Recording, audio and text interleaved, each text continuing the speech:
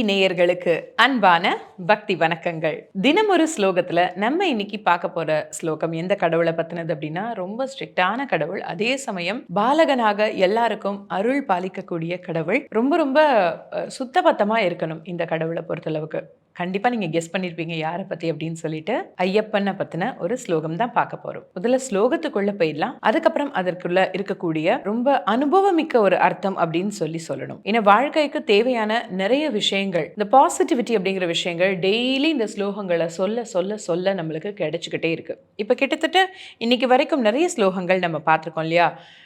நம்ம ஆட் பண்ணிகிட்டே போகணும். முதல்ல ஒரு ஸ்லோகம், அதுக்கப்புறம் 1+2, அப்புறம் 1+2+3, இப்படி ஒன்றா சொல்லிகிட்டே போகணும். அப்படின்னா அப்போ எல்லாமே எல்லா செல்வங்களும் நிறைஞ்சு நம்மளுக்கு கிடைக்கும். பாசிட்டிவாக யோசிக்க யோசிக்க இந்த பிரபஞ்சம் நம்மளுக்கு நல்ல விஷயங்களை கொடுக்கும். அதுக்காகத்தான் இந்த ஸ்லோகங்களை தினமும் சொல்லிட்டு இருக்கோம். வாங்க இந்த ஐயப்பன் ஸ்லோகத்தை எப்படி பாடணும் அப்படின்னு தெரிஞ்சுக்கலாம். அதுக்கப்புறம் அதனுடைய அர்த்தத்துக்குள்ள போகலாம். பூதநாத சதானந்தா சர்வலோக தயாபரா ரக்ஷ ரக்ஷ மகாபாஹோ சாஸ்திரே துப்யம் நமோம் நமஹ.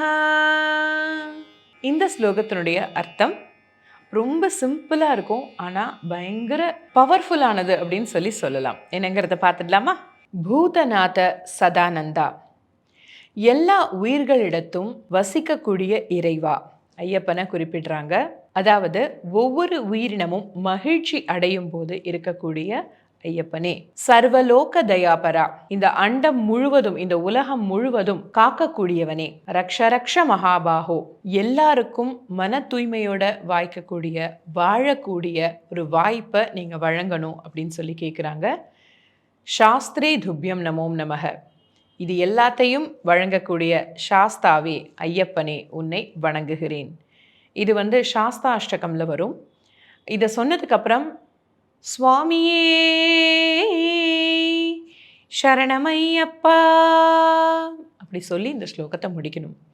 மன தூய்மையோட நினைக்கக்கூடியவர்களுக்கு அவங்க எதிர்பார்த்ததை தாண்டி அவங்க வாழ்க்கையில் இது எனக்கு கிடைக்கவே கிடைக்காது, அதில் நான் ரொம்ப கான்ஃபிடென்ட்டாக இருக்கேன் அப்படின்ற அந்த நெகட்டிவிட்டியை டோட்டலாக அதை அவங்களுக்கு சாதகமாக மாற்றி கொடுக்கக்கூடிய இறைவன் ஐயப்பன். ஸோ இந்த ஸ்லோகம் உங்களுக்கு வாழ்வை செழுமையாக வச்சுக்கிறதுக்கும் உங்களை எப்பவுமே இறைவன் ரட்சிக்கிறதுக்கும் ரொம்ப உதவியாக இருக்கும். தினமும் சொல்லிக்கிட்டே வாங்க. இதே போல் மற்றும் ஒரு அழகான ஸ்லோகத்தோட உங்களை நான் அடுத்த வீடியோவில் சந்திக்கிறேன். அதுவரை உங்களிடமிருந்து விடைபெறுவது உங்கள் சுஜிதா. நன்றி.